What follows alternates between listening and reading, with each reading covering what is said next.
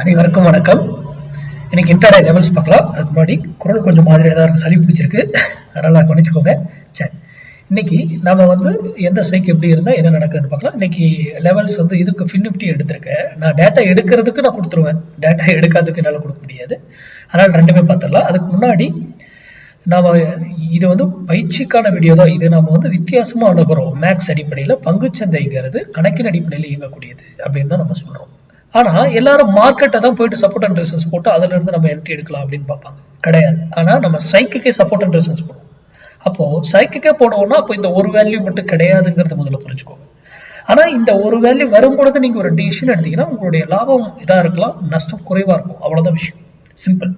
அப்ப இந்த சைக்கிள் இங்க இருக்கலாம், வேல்யூ இங்க இருக்கலாம், இங்க இருக்கலாம், இங்க இருக்கலாம். அது எங்க அது இப்ப நான் ஒரு வேல்யூ சொல்றேன் அப்படின்னா அந்த வேல்யூ அதுக்கு மேல இருக்கா கீழே இருக்கான்றது நீங்க இந்த இதை லைனை வச்சு சொல்லணும். கிடையாது, அது ஃபால்ஸா நம்மள ட்ராப் பண்ணி ஏமாத்துவாங்க. ஃபால்ஸ் பிரேக் அவுட்டா சும்மா நின்றுகிட்டு இருக்கும் மேல, அதே இல்ல சும்மா கீழே வீக்கரை காமிச்சுட்டு நின்றுகிட்டு இருக்கும், டக்குன்னு ஒரே கடையில் தூக்கிடுவாங்க. அதெல்லாம் ஏன் அப்படி மட்டும்தான் நம்மளை ஏமாத்த முடியும் ரீட்டைல் ட்ரேடரை. மற்றபடி எல்லாருக்குமே ஒண்ணுதான் மேக்ஸுங்கிறது. ஓகேங்களா? அதெல்லாம் எப்படி கண்டுபிடிக்கணும், என்ன ஒரு ஸ்ட்ரைக் இந்த விலையில இருந்தா எப்படி எடுக்கணும்ன்றது எல்லாமே ரூல் இருக்கு. அந்த ரூலை ஃபாலோ பண்ணாதான் நம்ம வெற்றி பெற முடியும்.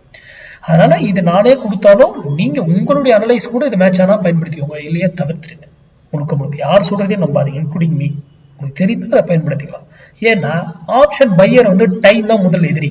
அப்ப டைமே நாம இல்ல அப்படின்னு அடிச்சு உடைச்சிடறோம். மார்க்கெட்ல இருக்கிற சப்போர்ட் அண்ட் ரெசிஸ்டன்ஸை வச்சு நம்ம எடுக்கிறது கிடையாது.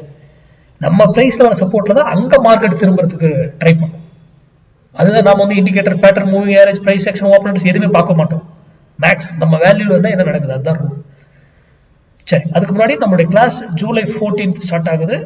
இது 1 month duration class. Online class மட்டும்தான் இருக்கும். இண்டெக்ஸ் எல்லா இண்டெக்ஸுக்கும் அது இருக்கும்.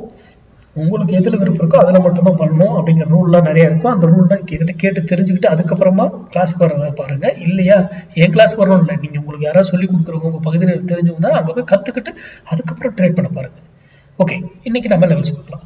24,400 63 rupeesக்கு மேல கால் இருந்தா மார்க்கெட் அப்சைட் ட்ரை பண்ணும். நல்லா கவனிங்க, நான் இங்க வாங்க வீங்கன்னு சொல்ல கிடையாது, மார்க்கெட் அப்சைட் போகும்னு சொல்றேன். அதே 63 rupeesக்கு கீழே இருந்தா மார்க்கெட் டவுன் சைடு வரும்னு சொல்றேன். நான் மார்க்கெட்டை மட்டும் தான் சொல்றேன், இங்க எதையுமே நாங்க வாங்குங்க வீங்கன்னு சொல்லவே கிடையாது.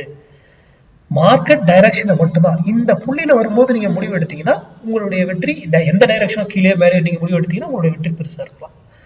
அதே இந்த பிரைஸ் வராம அப்படியே போயிடுச்சுன்னா அதுக்கு ரூல் இருக்கு. அதுக்கு அங்க வேல்யூ வரும்பொழுது அங்க இன்னொரு வேல்யூ இருக்கும், அதை மேட்ச் பண்ணி எடுத்துக்கும்.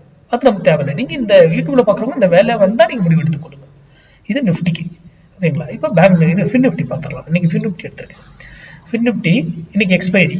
FinNifty கரெக்டுங்களா? எக்ஸ்பைரியில நம்ம 0 to euro கால் ஆல்ரெடி சொல்லி கொடுத்துருக்கோம் ஏற்கனவே நம்ம ஸ்டூடெண்ட்டுங்கெல்லாம். அதை அந்த ரூலை ஃபாலோ பண்ணுங்க. நான் 0 to euro கால்லாம் ப்ரிப்பேர் பண்றது, ஏன்னா அதுல ஜீரோன்னு ஒரு வார்த்தை இருக்கு.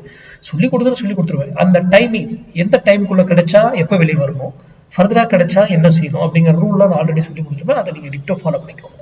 சரி, இன்னைக்கு FinNifty 23,600 புட்டு 72 ரூபாய்க்கு கீழே இருந்தா FinNifty அப்சைட் போகும். அதே 72 ரூபாய்க்கு மேல இருந்தா FinNifty டவுன் சைடு.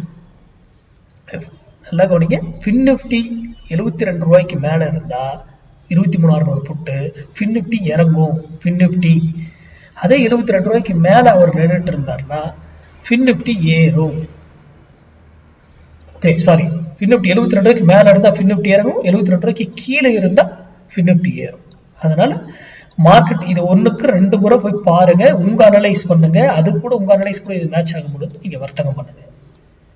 இதுல ஏதாவது சந்தேகங்கள், எந்த டீடைல்ஸ் எது வேணும்னாலும் எனக்கு மெசேஜ் பண்ணி கேட்டு தெரிஞ்சுக்கோங்க. நன்றி, வணக்கம், வாழ்க வளமுடன்.